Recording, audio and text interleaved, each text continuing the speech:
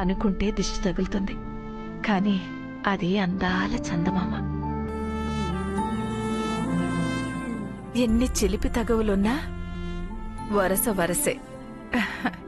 రక్త సంబంధం రక్త సంబంధమే.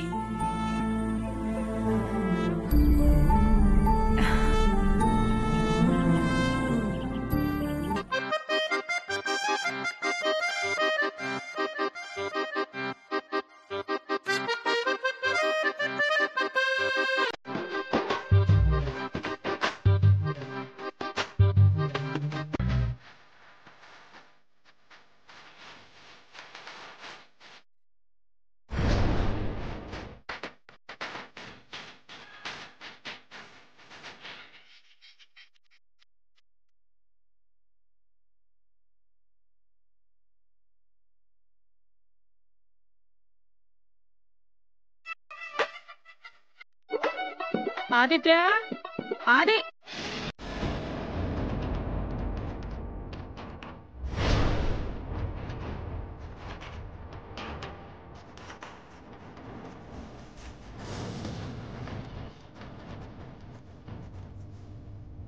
ఆది నీకెన్నిసార్లు చెప్పానురా ఇలా ఆరు బయట తిరగద్దని.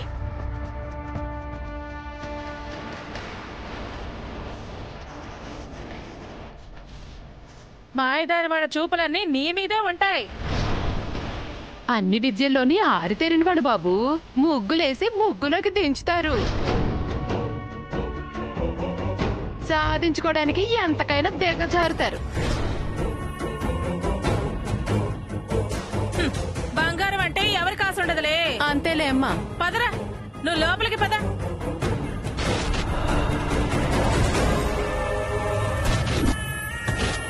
గుడ్ల గోబలు తిరిగే చోట తూతూ పెట్టలు కూసే చోట ఉండకూడదు నాన్న.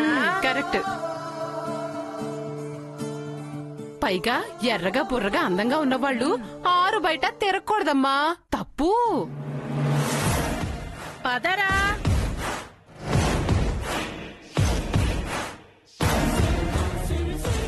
అమ్మా, నువ్వెందుకు ఈ టైంలో ఇక్కడున్నావే? నువ్వు గాని లేకపోతే దుర్గమ్మని దూదేకినట్టు ఏకి దారం ఉడికేదాన్ని. నువ్వు గుండె పట్టుకుంటావని నేను బిగపట్టుకోవాల్సి వస్తుంది. పోమ్మా లోపలికి.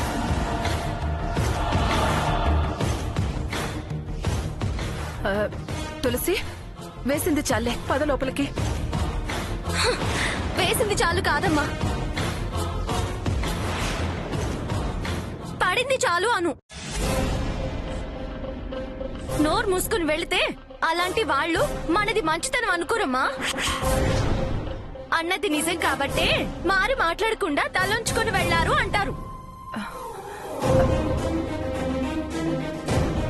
అందుకని ఏదో ఒక మాటని నిందేద్దాం అనుకుంటున్నావా?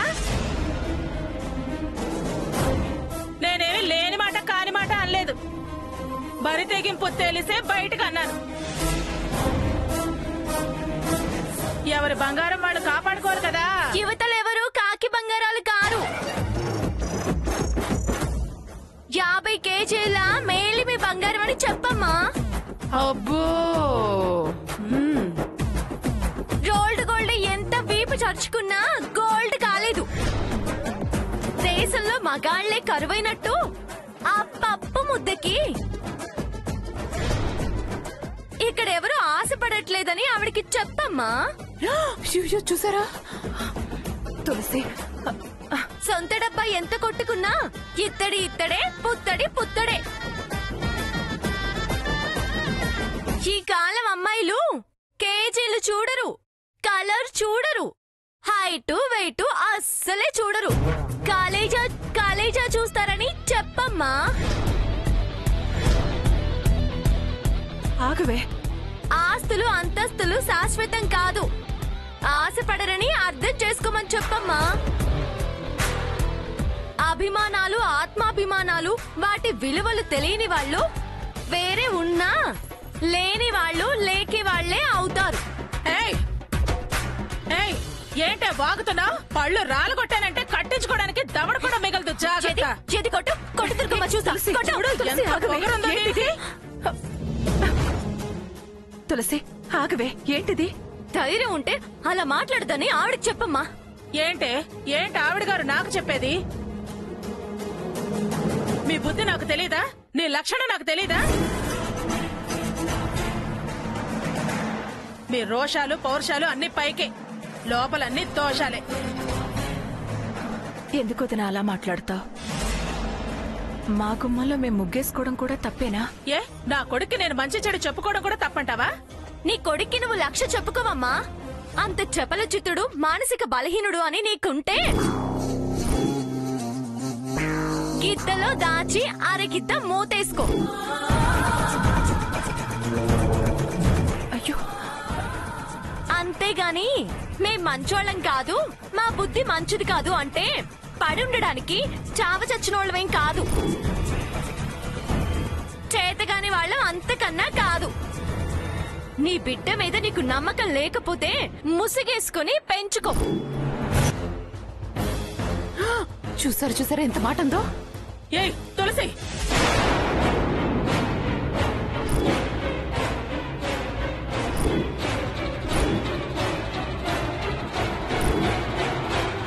దేవుడు అంతకన్నా పెద్ద నోరే నాకు ఇచ్చాడు.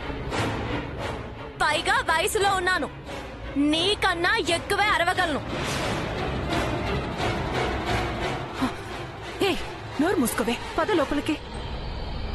అయ్యో దొంగ నాటకాలు మాయ మాటలు కాకపోతే అది వినేదేనా? దానికి అసలు భయం భక్తి ఉందా? ఎందుకు వదిన దాన్ని రెచ్చగొడతావు? యువతలు నేను చెప్తున్నాను కదా దీనికి. ఆహాహా, నువ్వు చెప్పటం అది వినటం అంత తెగపడిపోయింది. ఇంకేమిటది? పెంపకం.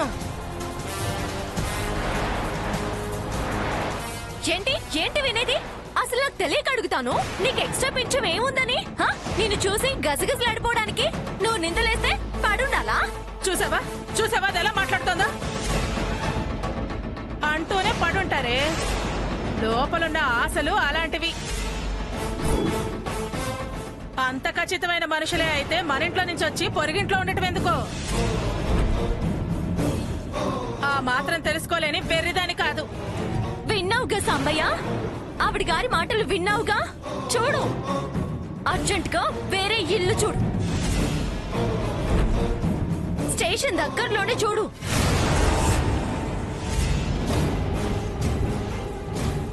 నీకు తిరుగుడు, మాకి తిట్లు తప్పుతాయి.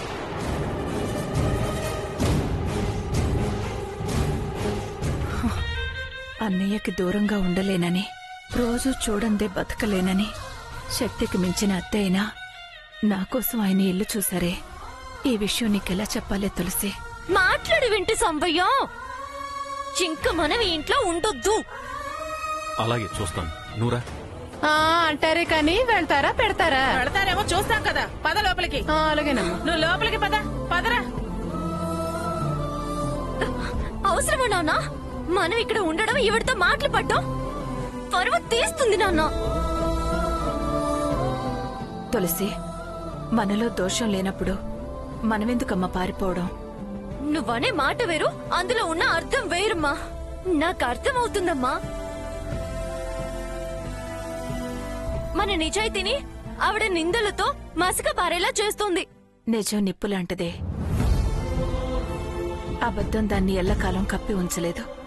నివురు శాశ్వతం కాదు. నా బాధ నేను చెప్పాను, ఆ తర్వాత మీ ఇష్టం. నివ్వరానికి హద్దుంటుంది.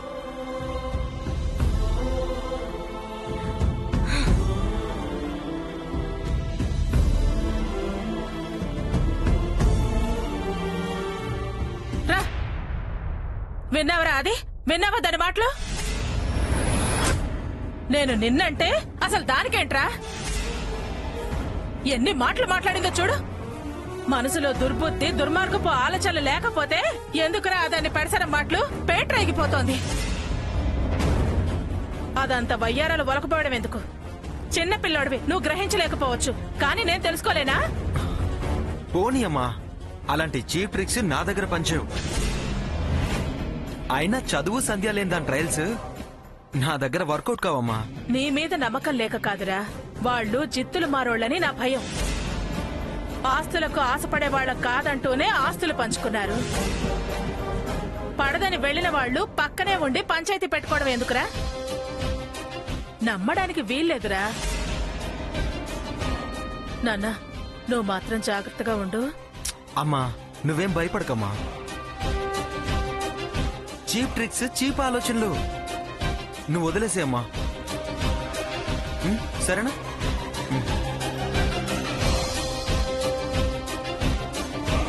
ఏమండి, నేను అర్జెంటుగా మీతో మాట్లాడాలి. ఏంటి? మనం ఇమీడియట్ గా పెళ్లి చేయాలి. ఏంటి పెళ్ళా? ఎవరికి పెళ్లి చేద్దామంటున్నావు? ఎవరికో పెళ్లి చేయాల్సిన అవసరం మనకేంటి? మన అబ్బాయికే, ఆదిత్యకి. ఏయ్, నీకేమైనా పిచ్చా? వాడికి ఇప్పుడప్పుడే పెళ్ళేంటి? ఇప్పుడే ఇంజనీరింగ్ అయింది అంతేగా. వాడేదో సివిల్స్ అయ్యి అంటున్నాడు కదా. పెళ్లి చదువుకు అడ్డమా? అడ్డు కాదు, వాడింకా సెటిల్ అవ్వాలి కదా. సెటిల్ అవ్వడం ఏంటి? వాడికేం తక్కువైంది? ఏ పెళ్ళాం బిడ్డల్ని పోషించుకునే స్థితి లేదా? అది కాదు దుర్గా, అయినా అంత అర్జెంట్ ఏంటి నీకు? కర్చీఫ్లు వేయకుండా, పెడదారి మళ్లించకుండా, మాయదారి వాళ్ల బుట్టలో పడి వాడి జీవితం ఆగమవకుండా. ఎవరు మాయదారి? వాళ్ళని ఎందుకలా మాట్లాడతావు? చూడండి, అన్నీ తెలిసి మళ్ళీ నా నోటితో చెప్పించి నన్ను చెడ్డదాన్ని చెయ్యొద్దు. నేను నిన్ను చెడ్డదాన్ని చేయాలని అడగట్లేదు. వాడి భవిష్యత్తు గురించి అప్పుడే పెళ్ళేంటి అంటున్నా. నేను నా కొడుకు భవిష్యత్తు గురించే మాట్లాడుతున్నాను. మీ మనసులో మీ మేనకోడల్ని వాడికిచ్చి చేయాలనుందేమో. దానికి మాత్రం నేను ఒప్పుకోను. వాడు ఒప్పుకోడు. వాడికి అదంటే ఇష్టం లేదు. మీరు బలవంతం చేసినా, వాళ్ళు మిమ్మల్ని బతిమిలాడినా నేను మాత్రం పడనివ్వను. దుర్గా, నేను నీతో అన్నానా? అన్నా అనకపోయినా తమరి గురించి నాకు తెలుసు కదా. లేనిపోని ఊహలు, అనవసరమైన భయాలెందుకు? భర్తగా నా భయాన్ని తొలగించండి. తప్పకుండా తొలగిస్తాను. ఏ హామీ ఇవ్వమంటావు? ఏం చేయమంటావు? అయితే అర్జెంటుగా గంతకు దగ్గ బొంతం చూసి మీ మేనకోడలికి పెళ్లి చేయండి. దానికి పెళ్లి చేసే అధికారం నాకేముంది? మేనమామగా మీకు ఆ హక్కుంది కదండి. హక్కుండొచ్చు, కానీ దానికి ఒక హద్దుంది. అది వాళ్ల కూతురు. కన్యాదానం చేయాల్సింది వాళ్ల కన్న తల్లిదండ్రులు. అయితే అది ఈ ఇంటి కోడలు అవ్వదు అని హామీ ఇవ్వండి. మేనకోడలిగా దాని స్థానం దానిదే. ఎప్పటికైనా అదే నా కోడలు. తప్పుకో.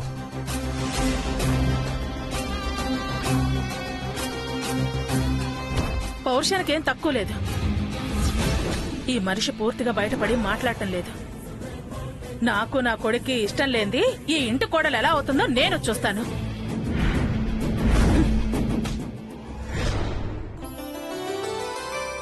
నమస్కారం దశరథరామయ్య గారు. నమస్కారం పంతులు గారు. పంతులు గారు, పూర్వం నుంచి వంశపారంపర్య ధర్మకర్తలే సుభద్రా బలరాముల పూజను చేస్తూ వస్తున్నారు. ఈ తరంలో కృష్ణప్రసాదు, కృష్ణప్రియ పీటల మీద కూర్చొని యథావిధిగా సాంప్రదాయబద్ధంగా పూజలు చేసేవారు. ఈ మధ్య కాలంలోనే కాస్త ఆనవాయితీకి కుంటుపడింది. ఈ సంవత్సరం అయినా ఆ అన్నా చెల్లెలు కలిసి పూజ చేస్తే బాగుంటుంది. అయ్యా, భగవత్ సంకల్పం అంటే ఇదే. ఈ విషయంగానే ఇంతకు ముందే ప్రసాద్ గారి చెల్లెలు గారు ఫోన్ చేశారు. మీరు ఈ ప్రస్తావనే తెచ్చారు. శుభసూచకం అనిపిస్తోంది. ఆ అన్నా చెల్లెలతోనే పూజ జరిగేలా చూసుకుంటాను. మంచిది పూజారి గారు. ఉంటానండి.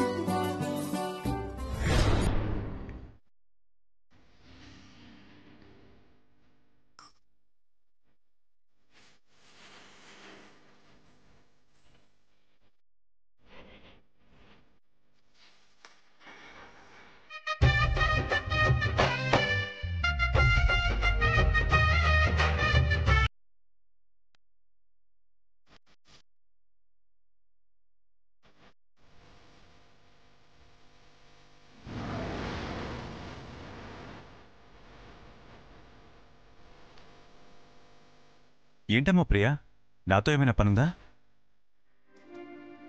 ఒక్క నిమిషం నీతో మాట్లాడాలన్నయ్య. మాట్లాడొచ్చా? కొత్తగా మాట్లాడడం ఏంటి ప్రియా? నీ ఇష్టం వచ్చినంతసేపు మాట్లాడు. నిమిషం కాదు, 5 నిమిషాలు మాట్లాడు. అన్నయ్య, మనం కలిసున్నప్పుడు సుభద్ర బలరామకృష్ణ పూజ మనం పీటల మీద కూర్చొని చేసేవాళ్ళం కదా. అవును, చిన్నప్పటి నుంచి అలాగే చేసేవాళ్ళం కదమ్మా. నాకెందుకో ఈ సంవత్సరం మళ్ళీ మనం పీటల మీద కూర్చుని ఆ పూజ చేయాలనుందన్నయ్య. ఆ పూజ చేస్తే ఈ దూరాలు పొరపచ్చాలు అపార్థాలు తొలగిపోయి మళ్ళీ మనం కలిసుంటామనిపిస్తుందన్నయ్య. మన మనసులోని కోరికలు నెరవేరుతాయన్నయ్య. సరిగ్గా ఈరోజు నేను కూడా అదే ఆలోచించానమ్మా. అవును, ఈ ఆలోచన నీకెందుకొచ్చింది? ఏదైనా శుభం చేయాలని ఆ కృష్ణుడు అనుకున్నాడేమో. అన్నయ్య, ఆ పూజ చేసి తీరాలన్నయ్య. తప్పకుండానమ్మా. వదిన ఒప్పుకుంటుందా అన్నయ్య? ఒప్పించాలి. ఎలా ఒప్పిస్తావ్? ఏం చెబితే ఒప్పుకుంటుంది? ఇంకా ఆలోచించలేదమ్మా. ఆలోచించి ఒప్పించి నీకు చెప్తాను, సరేనా? అన్నయ్య, ఎలా అయినా ఈ సంవత్సరం మనం ఆ పూజ చేసి తీరాలి. అంత బలంగా మన మనసులో ఉన్నప్పుడు ఖచ్చితంగా జరుగుతుంది. ఆ అన్నా చెల్లెళ్లే ఈ అన్నా చెల్లెళ్లతో ఆ పూజ జరిపించుకుని తీరుతారమ్మా. నువ్వింకా దాని గురించి మర్చిపో. అన్నీ నేనే చూసుకుంటాను. వస్తానమ్మా. అలాగే అన్నయ్య.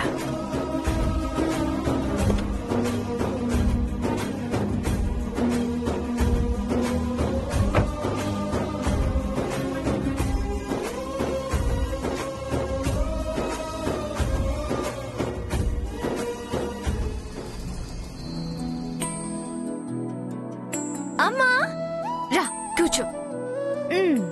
ఈ రోజు పనంతా నేనే చేస్తాను, నువ్వు అలా చూస్తూ కూర్చో అంతే.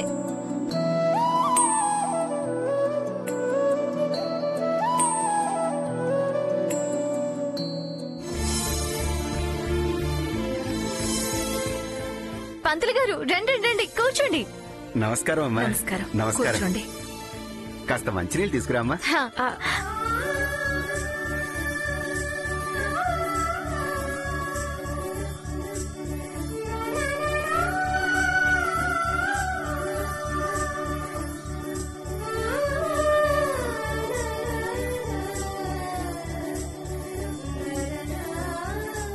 నిజంగా లక్ష్మీదేవిలా ఉన్నావు. శీఘ్రమేవ కళ్యాణ ప్రాప్తిరస్తు. అన్నయ్య గారిని సంప్రదించి బావమరదళ్ల పెళ్లికి ముహూర్తం పెట్టించుకుపోయారా? చూడండి పంతులు గారు, మీరు భగవంతుడికి భక్తుడికి మధ్య అనుసంధానంగా మాత్రమే ఉండండి, అంతేగాని మగపిల్లలకి ఆడపిల్లలకి ముడులు వేసే విషయంలో కాదు. ఎందుకే పాపం పంతులు గారిని అలా అంటావు? పాపం పంతులనే చెప్తున్నాను. ఆ పప్పుకి ఈ నిప్పుకి పెళ్ళేంటి? బావ కదా, ఏదో వరసగన్నాలే. వదిలేయ్, ఏదైనా భగవంతుడి నిర్ణయం. ఏమ్మా, తమరు కబురు చేసిన కారణం? పంతులు గారు, నేను అన్నయ్య గతంలో అర్థమైందమ్మా. సుభద్రా బలరామకృష్ణ పూజ గురించే కదా? అవునండి. ఈ సంవత్సరం నేను అన్నయ్య మళ్ళీ పీటల మీద కూర్చుని పూజ చేయాలి. మంచి కోరికే, సాంప్రదాయం కూడా. అన్నా చెల్లెళ్ళు చేయడమే కాని మీ వదిన గారి సంగతి తెలుసు కదమ్మా. వారు అంగీకరిస్తారా, అసలు జరగనిస్తారా అని? పూజకే ఒప్పుకొని ఆవిడ పెళ్లికెలా ఒప్పుకుంటుందని తమరు అలా అన్నారు? నువ్వు ఆగవే, ఊరికే వాక్కు. ఎలాగోలా మీరే మా వదినకి చెప్పండి. మనసులో సంకల్పం కలిగింది అంటే ఆ కృష్ణ భగవానుడి అనుగ్రహమే. చూడండమ్మా, కోరిక కలిగించిన కృష్ణుడే కార్యం నెరవేరేలా చూస్తాడు. నా ప్రయత్నం నేను చేస్తాను. శుభం. ఎలాగైనా మా వదినను సరే అనిపించండి. సమయం చూసి ప్రయత్నం చేస్తాను. జాగ్రత్త పంతులు గారు, విరుచుకు పడితే ప్రమాదం. చూడమ్మా, స్వామి కార్యం ఏ ప్రమాదం ఉండదు. నీ మనోవాంఛ నెరవేరి తీరుతుంది. పైగా మీ కోరికలో న్యాయం ఉంది, ధర్మం ఉంది, సంప్రదాయం కూడాను. అవే మా దుర్గమ్మకి పడవు, పాటించదు. మీరు దాని మాటలేం పట్టించుకోకండి. తెలియని పిల్ల, తెలియనితనం అంతే.